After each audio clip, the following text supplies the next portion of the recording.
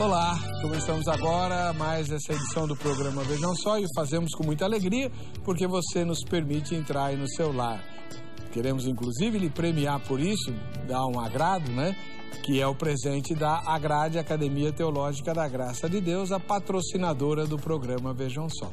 Para que você concorra ao brinde da Agrade, que daqui a pouco eu vou mostrar, é um CD-ROM ou um DVD com palestras sobre escatologia, você deve votar na enquete que está em nosso endereço eletrônico. E o mesmo é o vejamsó.com.br. Bem, para discutir quando é que o momento da graça termina, está conosco mais uma vez o pastor Gabriel de Oliveira Porto. Ele é ministro da Igreja Batista Boas Novas e mestre em escatologia. Paz e graça, pastor Gabriel, seja bem-vindo.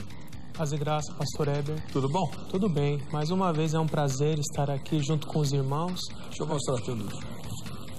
E é sempre uma alegria aí poder debater sobre assuntos tão relevantes para os cristãos em geral, né?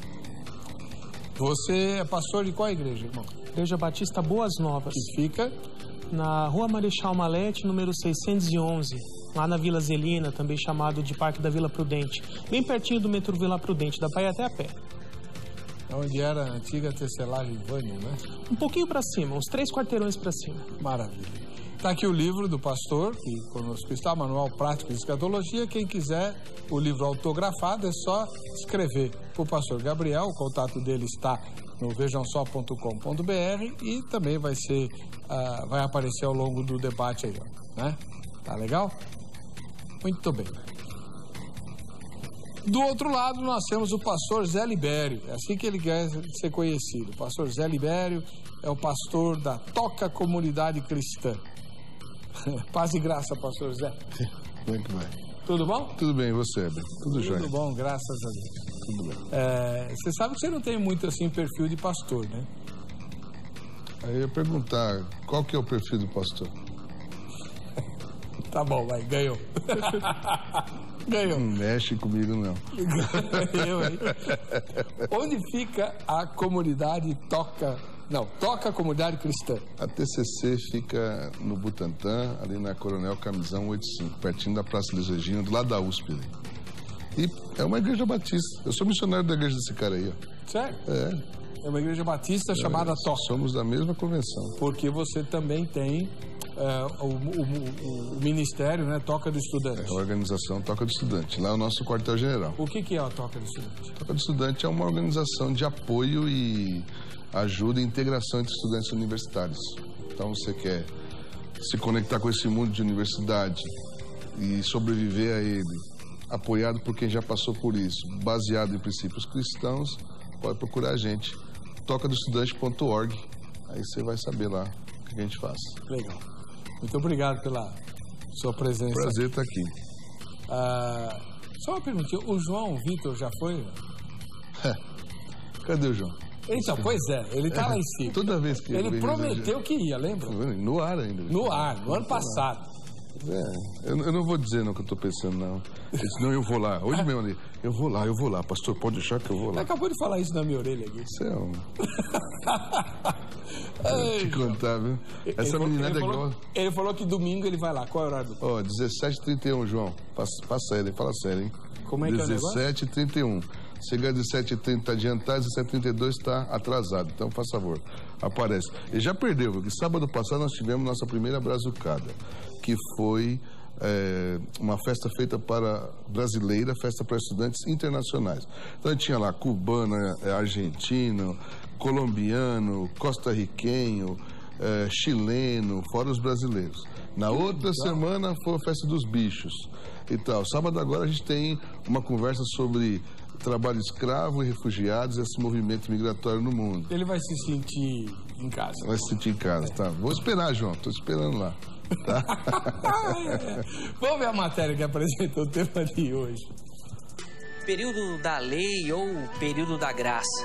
Será que podemos determinar o momento de início de um e término do outro? Essas são discussões que dominam muitos cristãos. Mas existe um momento determinado para cada um deles? Fique ligado, porque nós vamos analisar as posições sobre o assunto no Vejam Só de hoje. Nosso primeiro passo é fazermos a seguinte distinção. Como aqui no Brasil a maior parte dos evangélicos é dispensacionalista, fica muito clara a divisão entre tempo da lei e da graça. E a associação está relacionada ao Antigo Testamento como tempo da lei e o Novo Testamento como tempo da graça. Essa linha de pensamento defende que o período da graça começa na crucificação de Cristo e irá até o momento de sua segunda vinda. Durante esse período, toda e qualquer tarefa da igreja depende exclusivamente da graça. Ela é quem nos encoraja no sentido de cumprirmos nossa tarefa como igreja, que também é um luzeiro no mundo e sal da terra. Um outro grupo defende o seguinte pensamento: nós não estamos mais debaixo da lei cerimonial, mas ainda estamos debaixo da lei. Observe o seguinte exemplo. Será então que nós poderíamos adulterar? Ou então poderíamos ter outros deuses diante de cada um de nós? Esse pensamento defende que não existe salvação pela lei, mas ela não foi abolida e muito menos revogada. Salvação pelas obras não existe, mas ainda vivemos debaixo da lei. Agora temos liberdade dada pelo Espírito Santo para cumprir com a vontade dele. E a vontade de Deus está descrita na Bíblia, e a palavra dele é a lei. O salmista mesmo diz que ama a lei de Deus. As duas linhas de pensamento concordam que estamos vivendo um momento cheio da graça de Deus. Mas até quando durará esse período? Será que num futuro próximo não existirá mais a graça de Deus sobre as nossas vidas? Em que momento terminará o período da graça? Fique ligado, porque essa é a pergunta do debate do Vejam Só de hoje, que já está no ar. Valeu, muito bom. Como boa também é essa tomada, né, em que a palavra de Deus aparece sempre em primeiro plano, como base para toda a nossa reflexão, para todo o nosso debate. Você participa do mesmo usando a ferramenta que temos lá, a nossa enquete, no vejamsó.com.br. Pastor Gabriel de Oliveira Porto, da Igreja Batista Boas Novas, mestre em escatologia. Como é que o senhor, na sua primeira fala, responde a pergunta tema? Qual é o momento em que o período da graça termina? Eu entendo que o período da graça termina no arrebatamento da igreja. Mas eu acho importante fazer uma distinção, porque eu não faço essa associação direta de período da graça com possibilidade de salvação, o tempo em que há possibilidade de salvação. Eu não associo diretamente as duas coisas. Porque se a gente for pensar estritamente que só esse chamado período da graça seria o período onde é possível ter a salvação, então nós teríamos problemas, por exemplo, e o Antigo Testamento, ninguém se salvou? Aí poderia falar como na matéria, se salvou através da lei. Mas e antes de Moisés, então, ninguém se salvou? Então eu vejo que há uma distinção. Eu vou, depois no decorrer do programa, explicar o que eu entendo ser o período da graça, mas eu não associo ele diretamente com o único período em que há possibilidade de salvação. Não, então vamos já pontuar alguma coisa aqui. O que é o período da graça? O período da graça é um plano de Deus que no Novo Testamento, até separei alguns textos para falar sobre isso, ele é chamado de o mistério que não foi revelado no Antigo Testamento, mas que nos foi revelado no Novo. Né? Eu posso já aproveitar e ler alguns textos? Então, por exemplo, Romanos 16, versos 25 e 26 diz assim: Ora, aquele que tem poder para confirmá-los pelo meu evangelho e pela proclamação de Jesus Cristo, de acordo com a revelação do mistério oculto nos tempos passados, mas agora revelado e dado a conhecer pelas escrituras proféticas, por ordem do Deus eterno, para que todas as nações venham crer nele e obedecer-lhe. Nesse mesmo contexto, 1 Coríntios 2,7 diz assim: falamos da sabedoria de Deus, do mistério que estava oculto, o qual Deus pré-ordenou antes do princípio das eras para a nossa glória. Efésios 1:9 e 10 diz assim: e nos revelou o mistério da sua vontade, de acordo com o seu bom propósito, para que ele estabeleceu em Cristo, isto é, de fazer convergir em Cristo todas as coisas celestiais ou terrenas, na dispensação dispensação da plenitude dos tempos. Então aqui nós já vemos mais um nome para esse período, dispensação da plenitude dos tempos. E ainda Efésios 3, versos 5 e 6, esse mistério não foi dado a conhecer aos homens de outras gerações, mas agora foi revelado pelo Espírito Santo aos santos apóstolos e profetas, significando que mediante o Evangelho os gentios são co-herdeiros com Israel, membros do mesmo corpo e coparticipantes da promessa de Cristo Jesus. E para encerrar, o último texto que eu separei desse assunto, Colossenses 1, 26 e 27, o mistério que esteve oculto durante épocas e gerações, mas que agora foi manifestado aos seus santos. A ele quis Deus dar o conhecer entre os gentios a gloriosa riqueza deste mistério, que é Cristo em vocês, a esperança da glória. Então, através desses textos, eu entendo que essa chamada era da graça, dispensação da graça, período da graça, é um período que Deus reservou na história para que esse mistério do plano de salvação, através do sacrifício de Cristo, fosse estendido aos gentios. Porque antes ele era restrito aos judeus. Então Deus separou esse período na história para que o Evangelho de Cristo fosse pregado a todas as nações de todo o mundo. E o período em que essa missão está em desenvolvimento é o chamado período da graça. Como a igreja estará concluída no momento do arrebatamento, e toda ela sairá desse mundo, eu entendo que esse período da graça encerra-se com o arrebatamento, que é o momento em que a igreja está concluída. Ok. Depois a gente vai fazer vamos discutir várias questões aí que o irmão colocou, né? Mas deixa eu ouvir primeiro o que o pastor Libério, o Zé Libério, pensa a respeito da pergunta. Quando é que termina o período da graça, pastor? Não termina, não. Porque nós estamos falando do quê? Quando termina o período da oportunidade para a salvação ou quando termina a graça do Senhor? Se eu estou pensando no período de salvação, em tese termina quando Jesus fechar a conta e Mateus 25 vai fazer o julgamento, e aí para um lado os salvos, para outro lado os rejeitados, porque rejeitaram a Cristo. Aí acabou, nesse ponto ele acaba, né? Agora tem discordado do meu irmão ali, que a graça seja um período específico para os gentios, que foi proporcionado aos judeus anteriormente. Noé era judeu? Noé não era judeu. E o texto diz aqui claramente que Noé achou graça diante de Deus. Quer dizer, a graça já veio, antes. Aliás, Pedro lá, acho que 1 Pedro 18 vai dizer que o sangue do Cordeiro foi aspergido antes da fundação das eras do mundo e tudo mais, né? Então essa graça, ela não acaba.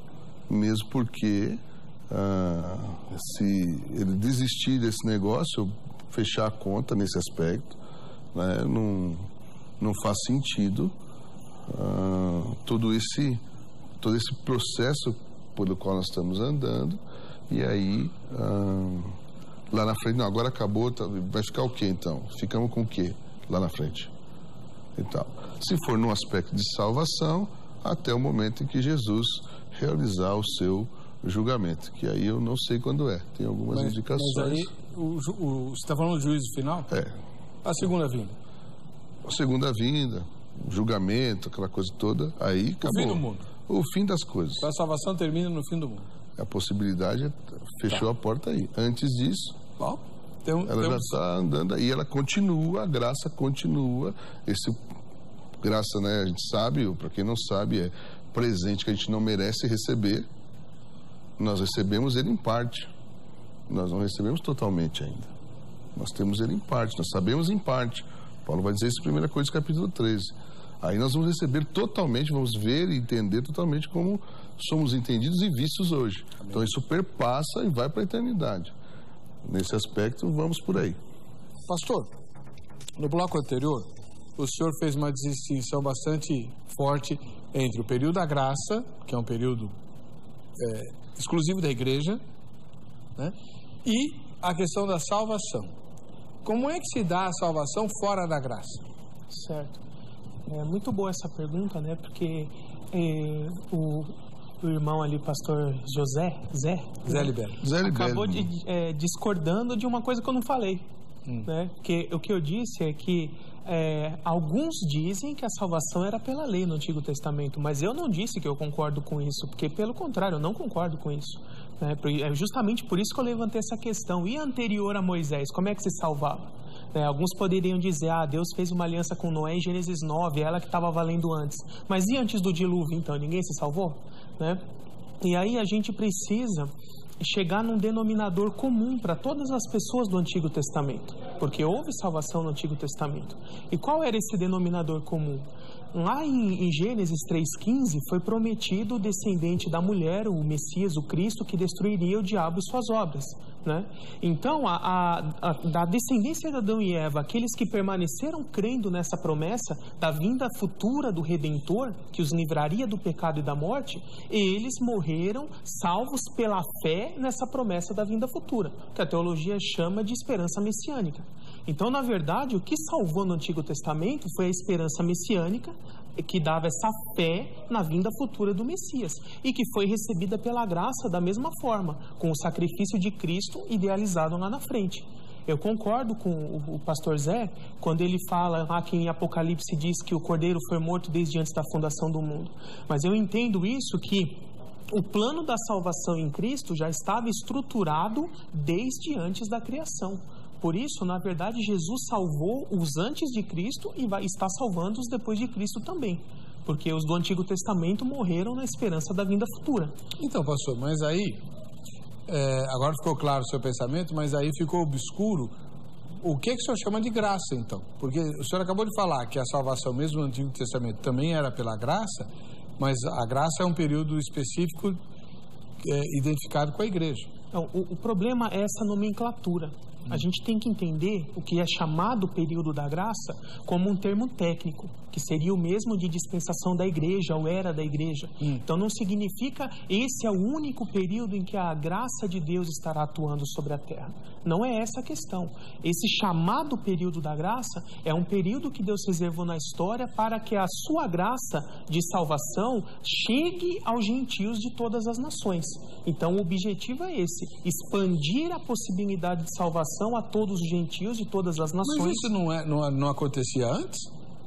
Era muito restrito, porque praticamente só existia aquela linhagem do povo de Deus, o povo descendente que ia mantendo a fé, a esperança messiânica. Entre os gentios isso era muito restrito. Não, eu sei, mas era restrito por culpa de Deus ou por culpa de Israel?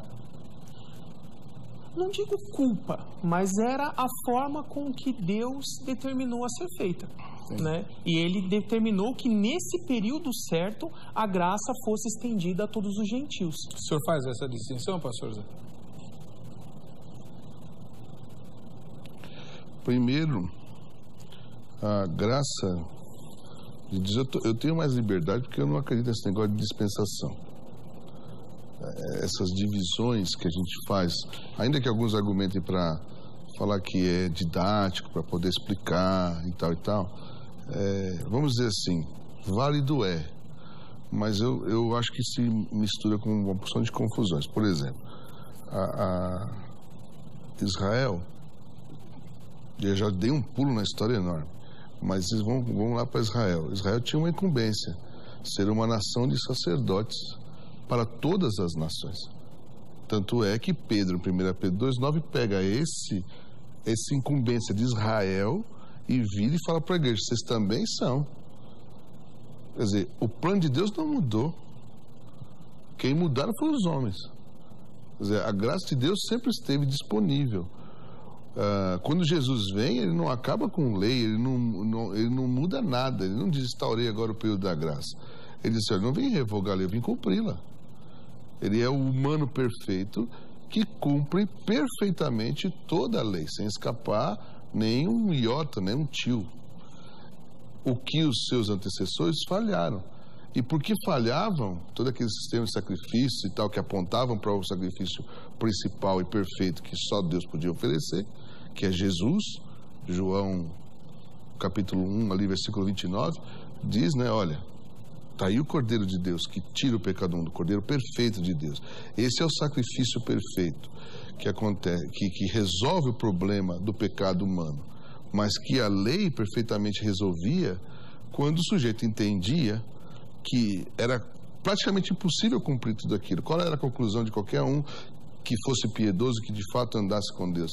Que o justo, aquela pessoa justificada diante de Deus, andava e era salva, justificada pela fé. Ele sabia que não tinha condições, que aqueles sacrifícios não resolviam, que Deus simbolicamente os aceitava, e ele esperava então o dia em que alguém ia resolver esse problema. Muitos deles não viram. A gente vai lá ver em Hebreus capítulo 11, aquela galeria lá, os caras andaram pelo mundo, peregrinos, não viram isso acontecer, mas esperavam isso acontecer. Esses são os exemplos dos destaques. Não estamos nem falando do povo que está em volta, né? Então, dizer que era um período específico, que Deus fechou esse negócio, não, vai de encontro, de frente, contrariamente, quando Jesus entra no templo e cita Isaías, disse: a minha casa vai ser chamada casa de oração para todos os povos, e vocês transformaram esse negócio aqui num covil de ladrões. Quer dizer, a intenção de Deus com a instituição do povo de Israel, com a instituição da família de Abraão, você vai ser uma bênção para todas as nações. E quando Abraão pisou na bola, Deus chamou a atenção dele: você vai lá orar para Abimeleque, porque você é profeta, rapaz, você está fazendo coisa errada. Quer dizer, desde lá, essa possibilidade de salvação vem andando, e ela fica de maneira talvez muito mais clara com Jesus, que não veio antes. Paulo vai dizer em Gálatas 4:4 que é na plenitude dos tempos. Ou seja, não era para Jesus vir nem antes nem depois, ele chegou na plenitude dos tempos para mostrar isso. E ele usa a palavra dispensação, que o senhor não gosta. Não, ele usa, mas eu estou falando, quando ele diz essa dispensação, quer dizer, esse momento, essa coisa que foi entregue. O que é uma dispensa? É um lugar onde tem algo para ser entregue. Então, esse momento foi entregue nesse período agora. Sorte a nossa, Paulo vai dizer. Sorte a nossa, nós somos sortudos com esse negócio. Peraí, agora vamos por partes. O pensamento do pastor Gabriel ficou claro, agora eu fiquei confuso com o seu. Não mudou nada de Moisés para Jesus? Poxa, mudou um montão de coisa da semana passada para cá. Então você falou que não mudou nada, que não, Jesus não mudou nada. Não mudou o plano de Deus. O plano de Deus não mudou. Ele sempre quis reconciliar o homem consigo, sempre. Ele elegeu uma família, depois dessa família ele transforma num povo, esse povo ele transforma numa nação, essa nação provê o seu filho, esse seu filho institui esse novo povo chamado igreja e tal, mas isso faz parte de um plano: a reconciliação do mundo consigo. Por isso que ele até leu Colossenses ali. Então, mas eu quero entender qual que é o ponto de vista que você está defendendo que difere do dele. Só as palavras são muito exatamente. Eu estou dizendo que... Não, ele disse que foi um período específico quando você perguntou para ele. Porque não estava aberto a todo mundo, estava aberto a todos. Não, essa é uma diferença. As pessoas estavam abertas. Isso estava aberto a todos, sempre foi aberto a todos. Então tá. Quem restringiu não foi Deus, não. Quem restringiu foram os humanos. Então tá legal. Como restringimos até hoje, né? A gente é cheio desse negócio. Se você não é do meu time, você não vai encostar na bola. Fazer uma observação. Não, manda brasa aí. No Antigo Testamento, Israel não tinha nenhuma ordem de ir para as nações proclamando o evangelho. Peraí, eu acabei de citar Isaías aqui: a minha casa será chamada casa de oração para todos os povos. O próprio Jesus, quando leu, disse será chamada. Ainda era futuro. Não estava cumprido naquela época. Isso aí é para o milênio. Para. Então, é uma profecia que ainda não se cumpriu. Agora você me assustou, Gabriel. Agora você me assustou. O próprio Jesus lê como futuro e não diz que se cumpriu naquela hora. Por favor, quem escreveu isso foi Isaías. Mas tudo bem. Isaías está falando de onde? 700 anos de Jesus? Não é futuro profecia, isso? Que ainda continua a ser cumprida, como várias outras. Daqui a pouco, então, voltando nessa questão... Mas, pastor Gabriel, ele fala da casa dele. Sim, o templo. O templo de Salomão foi destruído 40 anos depois de Jesus. E aí agora? Será reconstruído. Mas então vai ser chamado casa de oração para todos os povos quando? No milênio. Só? Dali para frente, para sempre, mas começa no milênio. Então, já que você está com a palavra, tem outra pergunta para o irmão. Só uma observação rapidinha para não ficar essa questão da separação. A diferença de Israel é que Israel não foi para as nações, ele não recebeu essa ordem de Deus de proclamar o evangelho, ficou recluso. Então, o que muda do antes para o depois de Cristo é que Jesus dá início à nova aliança, que é isso que faz toda a diferença, e não é outro do plano, é uma nova etapa do mesmo plano. Realmente Deus não tem plano B, é só uma nova etapa que começa. E aí, com o início da nova aliança, pelo sacrifício de Cristo, nessa nova etapa do plano, os discípulos são conclamados a sair pelo mundo pregando o evangelho. Mas nós estamos fugindo do tema. O que eu queria trazer de volta para o tema é o seguinte: o irmão foi bastante específico e enfático na questão do arrebatamento da igreja, certo? Então eu queria que o irmão se concentrasse nisso agora. Vamos imaginar que o arrebatamento da igreja aconteça daqui 2 minutos. Então, a igreja sobe, o que é que vai acontecer com a salvação de quem ficar? A salvação durante o período tribulacional é possível. O livro de Apocalipse mostra muitos sendo salvos durante o período tribulacional, mas como isso se dará? A salvação voltará a ser mais ou menos como era nos moldes do Antigo Testamento. A salvação será recebida pela fé através da esperança messiânica, mas dessa vez não a esperança messiânica da primeira vinda, mas a esperança messiânica da segunda vinda. Lembra que o pessoal, ali em Mateus 24,14 fala: este evangelho do reino será pregado a todas as nações, então virá o fim. O que é o evangelho do reino? O evangelho do reino é a pregação de João Batista: arrependam-se porque o reino de Deus está próximo. O Messias está vindo para julgar o mundo e estabelecer seu reino. Então, é esta pregação que será feita durante a tribulação. E aqueles que crerem realmente nessa vinda do Messias e depositarem sua esperança nele, serão salvos durante a tribulação, mas não serão mais igreja, porque serão unidos aos santos do Antigo Testamento. Por isso que quando Jesus volta no fim da tribulação, os santos que morrem mártires durante a tribulação são ressuscitados, isso a gente vê lá em Apocalipse 20, e juntamente com estes, os santos mortos do Antigo Testamento. Porque como o período tribulacional é a última semana das 70 de Daniel, e Daniel 9:24 diz que todas essas 70 semanas estão contadas sobre Israel e sobre Jerusalém, o período tribulacional é tempo para os judeus, não é tempo para os gentios. E é por isso que o tempo dos gentios, que é o período da graça, a era da igreja, tem que se encerrar com o arrebatamento antes da tribulação começar. Senão isso encavalaria 2 períodos. Como é que o irmão vê isso? Eu não vejo nada disso, não. É muita conta. Eu sou ruim de geografia. É muita conta. Para mim a coisa é bem mais simples. Bem mais simples. Por algumas razões que a gente não consegue explicar. A gente tenta, faz esquemas, põe desenho, faz gráfico, puxa régua, põe número, papapá. Deus decidiu salvar a humanidade. Ele não desiste da humanidade de jeito nenhum.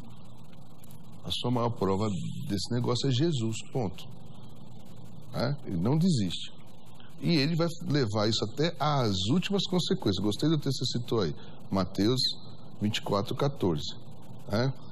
Jesus estava falando, no meu entender, e no entender de muitas outras pessoas, da pregação do evangelho a todas as nações. Tem até uma discussão, quem é que atrasa a vinda de Cristo? Atrasa-se a vinda de Cristo porque não se prega o evangelho. As pessoas não estão tendo a chance de ouvir o evangelho. Eu não faço a decisão no evangelho do reino, o evangelho de Paulo, o evangelho de Cristo, o evangelho da graça. O evangelho é uma coisa só, é uma pessoa só.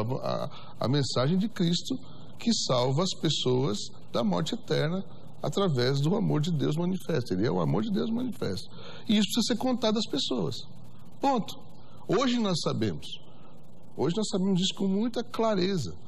Então nós atrasamos esse negócio quando a gente fica preocupado com uma porção de outras coisas que não avancem a expansão do conhecimento, o avanço missionário mesmo, vamos usar essa palavra, de pregação àqueles que não conhecem Jesus.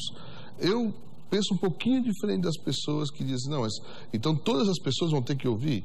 Eu entendo assim, que cada grupo de pessoas, ou grupo de povos, seja como a gente pode classificar, até que haja pelo menos uma pessoa ou duas, sei lá, que entenda com clareza a mensagem e possa decidir se quer ou não seguir a este Jesus, aí sim está cumprida a tarefa da igreja.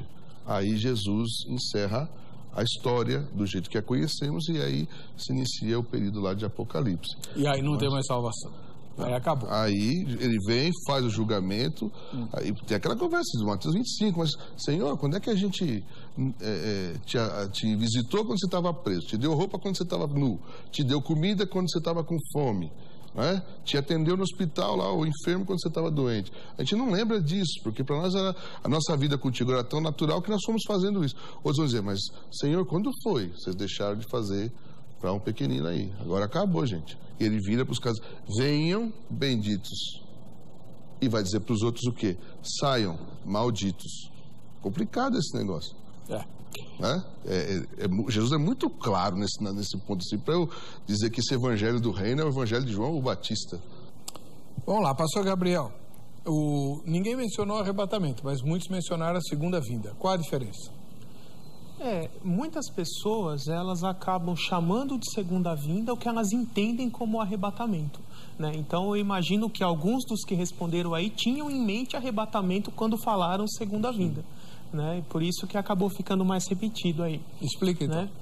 Bom, o arrebatamento, pelo meu entendimento, ele ocorre antes do período que nós chamamos de período tribulacional, os 7 anos de tribulação, né? E é o momento em que Jesus vem só até os ares, até o meio do caminho. Nesse momento, todos os que morreram em Cristo são ressuscitados, recebem um corpo imortal, indestrutível, glorificado, e os salvos que estiverem vivos nesse momento serão arrebatados juntamente aos ressurretos, terão o seu corpo transformado para essa mesma natureza imortal. Então Jesus pega toda a sua igreja e leva para o céu, cumprindo aquela promessa lá de João 14, versos 1 a 3, né? Na casa de meu pai há muitas moradas, e depois que ele tiver terminado de construir isso, ele volta e os leva para si. Então o próprio Senhor Jesus falou do arrebatamento lá em João 14, né? Que é diferente da vinda que ele fala lá em Mateus 24. A vinda de Mateus 24 é a verdadeira segunda vinda. Isso, é a segunda vinda no fim da tribulação, onde ele vai pisar nesse mundo, como Zacarias 14 diz, pisar no Monte das Oliveiras para julgar o mundo, julgar todos os sobreviventes da tribulação e estabelecer o seu reino. Durante o reinado de Jesus, que o irmão é pré-milenista, certo? Como eu também. Então, desce... Tá bom. Falei, só ri. Tá bom. O Jesus volta e estabelece o reino milenar. Durante o reinado milenar, há salvação? Sim. Mas é com graça, com lei? Como é que é a salvação? Vai funcionar assim. Todos os sobreviventes da tribulação serão julgados, só os aprovados poderão entrar no reino. Isso dos mortais, dos que sobreviveram à tribulação. Então, estes entrarão, os aprovados no julgamento. É o Tribunal das Nações. Isso, Mateus 25, 31 ao 46. E, juntamente com ele, todos os ressurretos, os já glorificados. Então, esses ressurretos, os glorificados, plenamente salvos. Não há o que se falar quanto a isso. Estes mortais, eles se casarão, terão filhos e repovoarão a terra. Como todos esses descendentes já nascerão debaixo do governo do Messias, enquanto eles se mantiverem fiéis ao Messias e seu governo, permanecerão salvos. Se rebelarem contra o Messias e seu governo e pecarem, eles perderão esse status de salvo e sofrerão uma morte sumária. Serão sumariamente punidos, praticamente vão morrer na hora, porque o pecado não será tolerado durante o milênio. Por isso existe essa possibilidade de que alguém venha a pecar, como Zacarias 14 fala ali, 16 a 19, mas ela é bastante remota. Mas, só para eu entender, as pessoas que nascerem, os que entrarem, são pecadores. Como é que eles vão evitar de pecar? Os pais dessas novas crianças, eles vêm da tribulação. Sim. São pecadores. Mas se eles pecarem durante o milênio, eles serão sumariamente mortos. Sim. Todos eles vão morrer sumariamente, porque todos eles são pecadores. Não, mas aí que tá. O milênio, as condições serão as mais favoráveis possíveis para que a pessoa não peque. Porque existem 3 coisas que fazem o ser humano pecar. O primeiro é o diabo, e esse estará preso para não tentar as nações. Certo. O segundo é o mundo, a sociedade mundana que leva as pessoas a pecarem. O mundo estará debaixo do senhorio de Cristo, então também não haverá essa influência. Então só resta a terceira influência, que é a carne, a nossa tendência carnal. Isso. Mas ela estará fortemente suprimida, porque todas as condições do milênio serão as mais favoráveis para que a pessoa não peque. Ela viverá num reino de extrema e completa paz, justiça, santidade, não haverá miséria, pobreza, desigualdade social, doenças. Então, todos esses fatores que podem facilitar com que a pessoa peque serão tirados de cena. Então, nesse ambiente perfeito, sem a influência do diabo e sem a influência da sociedade mundana, a possibilidade de alguém pecar, apesar de possível, é mínima. Mas então, pastor, antes de eu passar a palavra para o pastor Libério... Eu quero fazer uma perguntinha, mas tá bom, né, Brasil? Você vai fazer todas, mas ó, a pergunta é a seguinte: hoje, se eu quiser me salvar, eu tenho que me arrepender dos meus pecados. Durante o milênio, se eu não vou pecar, não preciso me arrepender.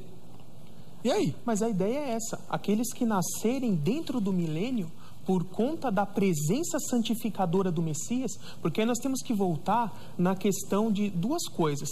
A nova aliança profetizada lá em Jeremias 31, onde diz que Deus colocará a lei nos corações das pessoas. Então isso será plenamente cumprido no milênio. As pessoas já vão nascer com a lei de Deus inserida no coração. Elas já vão saber. Por isso que fala: ninguém precisará ensinar ao seu próximo dizendo conheço ao Senhor, mas todos me conhecerão. Isso já vai ser uma coisa que vai ser embutida na natureza da pessoa. E cumprindo plenamente Joel 2, 28 a 30, o Espírito Santo será plenamente derramado sobre toda a carne. Diga, pastor. Eu fico de boa, hein? Assustado. Como é que a gente consegue tirar tanto argumento de um versículo? Ele agarrou o dragão, aquela velha cobra que é o capeta, Satanás, o diabo, e amarrou por 1000 anos. Então o anjo jogou o diabo no abismo e trancou e selou a porta para que ele não enganasse mais as nações até terminarem os 1000 anos. Depois desses 1000 anos é preciso que ele seja solto por um pouco de tempo. Acabou. Não se fala mais de milênio na Escritura. E você conseguiu desenhar esse quadro todo? Não. O cara vai nascer, mas não vai pecar. Ó, o que eu faço com o Davi quando ele disse assim: em pecado me concebeu a minha mãe? Onde é que está o pecado do Jessé ter relações com a mãe dele, do Davi, que eu nem... Como é que é o nome da mãe do Davi? Sei lá como é que é o nome dele. Não tem, né? Não ficou. Se eles tinham um casamento perfeito, como é que ele disse que a mãe dele o concebeu em pecado? Se Davi falou um negócio desse, como é que uma pessoa vai nascer sem ter envolto a questão sensual, sem ter envolto a questão do egoísmo, sem ter envolto a questão da vontade de satisfazer a mim primeiro, para depois o outro? Isso não é pecado? Essa relação sexual aí para os caras nascer vai ser mais do que perfeita. Irmão, começa por aí. A sua interpretação está totalmente equivocada. Isso é uma tradução antiga. Se você pegar a NVI, já vai estar escrito assim: sei que sou pecador desde que fui concebido. Davi estava falando do próprio pecado da natureza dele, não dos pais. Essa tua interpretação está completamente equivocada. Então a NVI está correta. É esse outro tema que a gente pode discutir. Né? O que significa nascer, fui concebido em pecado. Bom, o assunto de hoje aqui é a questão de quando termina o período da graça. Vamos lá. Pastor Gabriel, quando será o momento em que a porta da salvação será definitivamente fechada? Ninguém mais poderá transformar-se de perdido em salvo. No momento em que Jesus Cristo voltar na sua vinda visível, no fim da tribulação, quando ele pisar os pés nesse mundo para julgar o mundo. Ali ele vai fazer o julgamento e não tem mais jeito. Mas o senhor falou que tem salvação no milênio? Sim, para os que ainda vão nascer. É que quando eu quis dizer de ter salvação, é que os do milênio já vão nascer salvos. Mas existe essa possibilidade de eles perderem esse estado de salvação caso se rebelem contra o governo do Messias. As profecias do Antigo Testamento falam dessa possibilidade, apesar de ser bastante remota. Agora, se a gente... Eu estou falando de quem está vivo hoje. Não é tão remota não, porque segundo Apocalipse 20, o diabo vai levantar uma grande multidão. Ah, sim, aí já é outra questão. Né? Ao término do milênio, então, quando Satanás for solto para seduzir as nações, aqueles que não amavam a Cristo, mas não se rebelaram, ficaram lá quietinho na dele, só não servia a Cristo de coração. Estes que serão seduzidos por Satanás. E aí sim, incentivados pela rebelião de Satanás, é que ele fará o levante desse grande exército que vai marchar em direção a Jerusalém e será consumido pelo fogo que o Deus Pai mandará do céu. Que acaba o mundo. mundo, né? Sim. Encerra a história. Isso. Pastor Libério, para o senhor, fechou a porta da salvação em que momento? Quando o Filho do Homem vier como rei, com todos os anjos, ele se assentará no seu trono real. Todos os povos da terra se reunirão diante dele, e ele separará as pessoas umas das outras, assim como o pastor separa as ovelhas das cabras. Ele porá os bons à sua direita e os outros à sua esquerda. Então o rei dirá aos que estão à sua direita, estiverem à sua direita: venham, vocês que são abençoados pelo meu Pai. Venham e recebam o reino que o meu Pai preparou para vocês desde a criação do mundo. Olha a graça aí. Pois eu estava com fome e vocês me deram comida. Estava com sede e me deram água. Era estrangeiro e me receberam na sua casa. Estava sem roupa e me vestiram. Estava doente e cuidaram de mim. Estava na cadeia e foram me visitar. Os justos perguntarão, os bons perguntarão: Senhor, quando é que foi que a gente viu isso tudo aí? Quando foi que a gente fez isso tudo? Aí ele responderá: eu afirmo a vocês que quando vocês fizeram isso ao mais humilde dos meus irmãos, a mim fizeram. E depois dirá aos que estiverem à sua esquerda: afastem-se de mim, vocês que estão debaixo da maldição de Deus. Vão para o fogo eterno, preparado para o diabo e os seus anjos. Aí está a desgraça. Pois eu estava com fome e vocês não me deram comida, com sede e tal e tal. E eles perguntaram: Senhor, quando foi que a gente viu o Senhor desse jeito e não fizemos nada? E o rei responderá: afirmo a vocês isso. Todas as vezes que deixaram de ajudar uma dessas pessoas mais humildes, foi aí que deixaram de me ajudar. E terminou assim o Senhor: portanto, estes irão para o castigo eterno, mas os bons irão para a vida eterna. Mateus 25, é só ler lá, tá? De maneira nenhuma, Jesus aqui, depois que ele vem explicando o capítulo 24 e entra, né, nas parábolas das virgens, você citou no começo do programa, depois ele fala do empregado e tal, ele menciona que ele viria duas vezes. Ou uma vinda não visível, como o irmão mencionou lá no começo, e depois uma vinda visível. Jesus virá com todos os seus anjos e andando um pouquinho antes. Quando ele vier, todo olho verá, tanto do Oriente, do Ocidente para o Oriente, né? Então, aqui fechou a porta. Aqui quando o rei botar as pessoas, todas as nações diante dele. Todas as pessoas da terra diante dele. Até que isso aconteça, no meu entendimento, como disse um pouco aí, o evangelho tem que ser pregado a todas as nações para que elas tenham condição. As pessoas dessas nações tenham condição de dizer sim ou não. Então o evangelho tem que ser pregado de uma forma coerente, relevante, que as pessoas tenham o direito de examinar o evangelho, tenham o direito de entender o que é o evangelho, quem é o evangelho, que é o próprio Cristo, e aí decidirem o que vão fazer. A partir daí a decisão é pessoal, é de cada um, e quando Jesus vier, o cara não vai ter desculpa, dizer assim: não, sabe o que é? Não me avisaram esse negócio. Me pegaram de surpresa. Assim como era no tempo do Velho Testamento. Quem é que tinha essa incumbência? Está lá, Êxodo 19:6. Fale para os israelitas: vocês serão uma nação. O mundo inteiro é meu. O mundo inteiro é meu, ele fala no versículo 18. Mas vocês, Moisés, conta para o pessoal aí: vocês serão uma nação de sacerdotes. O plano de Deus sempre foi reconciliar o homem consigo. O que acontece é que os humanos, os homens que ele escolheu ao longo do tempo, com todas as suas dificuldades, foram abrindo mão dessas coisas, dessa ordem de Deus clara, de salvação a todos os povos, tá? Esse negócio de que Isaías falou para o futuro milenial e tal, desculpa, isso não tem aplicação de jeito nenhum, não consigo ver, pelo menos. Senão Jesus teria falado assim: bom, já que não é nessa casa mesmo, então deixa aí os caras rolar, eu vou fazer isso lá na casa do milênio. Mas a casa caiu lá. Pois é, tem mais essa, nem fala isso, tem mais essa, então a casa caiu. E quando Isaías escreve aquele texto, ele está se referindo a quê? A quando? Nem ele não sabia, porque está mais ou menos 600 e tantos anos antes de Jesus, 700 anos antes de Jesus. Então, para Isaías era futuro, claro e certamente. Então a profecia ficou sem cumprimento. Não, Jesus cumpriu a profecia. Quando que ela se tornou casa de oração para todos os povos na prática? Porque aqueles homens estavam fazendo uma coisa horrorosa, eles estavam ocupando o espaço que era dedicado à oração dos gentios. Os gentios tinham sim espaço no templo. Mas quando isso se cumpriu? Naquele dia que Jesus então naquele dia todos os povos foram lá e se tornou casa de oração para todos os povos. Porque isso seria o cumprimento. A possibilidade de estar aberta. Jesus termina o texto. Vocês transformaram esse negócio impedindo que as pessoas cheguem aqui no lugar de escambo. Vocês tornaram esse negócio aqui numa banca de negociação. E impedindo que as pessoas cheguem. Olha o que vocês estão fazendo. Tanto é que essa cena passa para a história da cristandade, só se eu estiver enganado, como um negócio chamado o dia que Jesus purificou o templo. Tem mais essa ainda. Passou, não foi nem eu que inventei isso aí não. Isso passa para esse momento. Tudo bem. Então Jesus vem e, vamos dizer assim, encerra a história. Tá.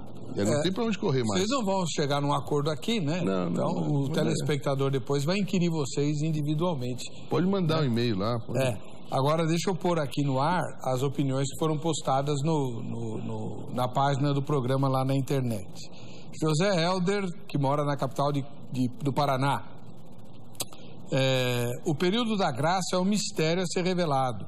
E só devemos nos preocupar realmente com isso quando paralisamos a nossa própria e individual graça, quando deixamos de seguir e obedecer a palavra de Deus e nos afastamos de sua presença. Quando um cristão diz, Deus não me ouve mais, não tenho mais revelações, espero uma promessa do Senhor e ela não vem, esfriou a unção, então é hora de se colocar firmemente na presença de Deus e ver onde parou. Se sua vida espiritual está assim, Deus é paciente e espera que se faça um concerto com Ele. Mas não demore, amanhã pode ser tarde. Deus abençoe a todos. Luiz Cláudio, da capital do Rio de Janeiro. Acredito que o período da graça termina quando a igreja for arrebatada, né? E o Espírito Santo não estiver mais atuando sobre a terra. O Espírito Santo vai subir com a igreja? Não. O que vai subir é o poder do Espírito Santo, que é o que foi entregue em Atos 2, manifesto por meio dos dons. A atuação do Espírito Santo após o arrebatamento continuará como era no Antigo Testamento, individualmente, pontualmente algumas pessoas e principalmente na função de consolador, levando o homem ao convencimento do pecado, da justiça e do juízo de Deus para que haja conversões. Muitos buscarão... Né? Há controvérsia sobre Claro que há controvérsia. Muitos buscarão arrependimento, mas não encontrarão. Então, essa pergunta aqui. Quem quiser se arrepender durante o período da tribulação, o Espírito Santo não vai ajudar? Eu não creio dessa forma, apesar de eu saber que alguns creem. Porque o livro de Apocalipse mostra que muitos serão salvos durante a tribulação. Então o Espírito Santo está ajudando. Sim, e para que haja salvação, o Espírito Santo tem que agir dessa forma que eu falei. Será como no tempo de Noé? Num piscar de olhos, tudo acontecerá tão rápido que não vai dar nem mais tempo de se arrepender. Felipe, de São Paulo. E quando acabar o período da graça, o que virá? O período da desgraça ou o período da lei? Pelo que o irmão falou, volta a lei, né? Não é que volta a lei, é um tempo contado para Israel, mas já debaixo da nova aliança. É o começo do cumprimento efetivo da nova aliança para Israel. Essa é a tribulação, são 7 anos. Sim. Esse daqui é de quem? Lucas, de São Paulo. O período de buscar a nossa salvação terminará no dia da nossa morte. Se a pessoa morrer na amizade com Deus, ela será salva. Se a pessoa morrer na inimizade com Deus, ela será condenada. Portanto, o período da graça prevalecerá somente durante a nossa vida terrena. Isso não significa que a graça de Deus acabou. A graça de Deus jamais vai acabar. Eu concordo com você. O que aconteceu é que Deus respeita a decisão do ser humano em não querer aceitá-lo. Todas as pessoas que estão no inferno estão por livre vontade. Motivo, elas odeiam Deus. Nós temos um versículo lá, Apocalipse capítulo 11, 7, 8 também fala.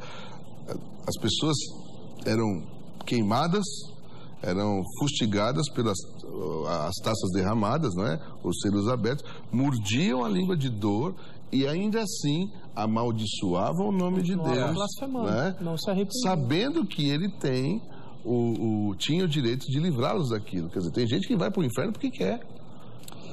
Ezequias Quevedo, de Parambi, no Rio Grande do Sul. Deus não nos revelou quando terá o fim,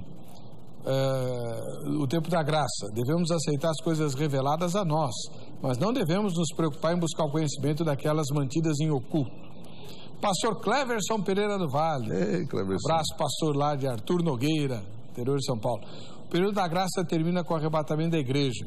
Cristo arrebatará a sua igreja e a era da graça termina. Haverá salvação após esse período? Sim, mas será difícil sem a igreja aqui. Ele concorda com o irmão, né? Salvação, mas não com a ação da graça. Esse que é o problema. Mas fora da graça existe salvação? Não, toda salvação é pela graça. Sim, pela graça, porque é favor imerecido. Mas não terá a atuação da igreja aqui para levar o evangelho a essas pessoas. É isso que vai dificultar. Além da perseguição, o martírio, o governo do anticristo. Então a igreja é detentora da graça? Não, ela é o agente pelo qual Deus está manifestando a sua graça nesse período. Ela não é detentora, ela é representante, né? Flávia Fernandes, de Juiz de Fora, nas Minas Gerais. Ela começou com a morte de Cristo e terminará com o arrebatamento da igreja. Essa dispensação tem durado mais de 2000 anos e ninguém sabe quando vai acabar. Sabemos, no entanto, que acabará com o arrebatamento da terra ao céu, com Cristo de todos os crentes nascidos de novo.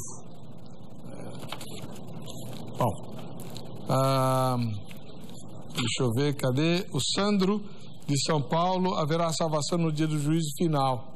Ô louco! A Bíblia diz no livro de Tiago, capítulo 2, verso 13, que a misericórdia triunfará no juízo. Isso significa que na última grande ressurreição, a maioria das pessoas será salva. É isso? Acho que não, hein? Deve ser universalista, isso aí. Parece, né? Denis Oliveira, do Rio de Janeiro. Se a graça é um dom de Deus, existe período para ela terminar? Creio que ela permanecerá para sempre com a igreja. Bom, a gente pode depois fazer um debate aqui sobre o que significa a misericórdia triunfar no juízo. Tenho a impressão que a interpretação do Sandro precisa ser melhor examinada. Mas nós não temos mais tempo para nada. Acabou o tempo do programa. Quero agradecer ao pastor Gabriel de Oliveira Porto, da Igreja Batista Boas Novas. Muito obrigado por ter estado aqui. E ao pastor Zé Libério, da Toca Comunidade Cristã. Né? Ambos estão à sua disposição pelo contato que está aí na página do programa na internet, no sítio eletrônico. Nós falamos português, certo? Sítio. E mouse não é mouse, é rato. Então, tá. Você acha o contato desses irmãos no campo destinado aos convidados lá no vejamsó.com.br. Vamos ver quem é que vai levar o presente, o DVD, né? Olha só que o André Barbosa ganhou, né? O DVD do Últimas Coisas, com o pastor Eginaldo, lá do Vale da Bênção.